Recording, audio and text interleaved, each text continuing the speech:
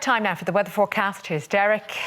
Thanks indeed, Colette. First look at weather now this Wednesday afternoon, and still plenty of flooding scenes like this right up and down the country. This is Scariff in County Clare.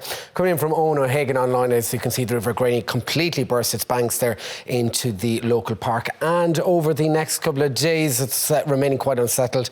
That low pressure dominating their valleys at 10 degrees Celsius. As we can see, snow there in Benbulben in County Sligo. And that comes in from Marie Casserly online. So out there at the moment, thankfully, we're seeing a good bit of sunshine, and that's good news in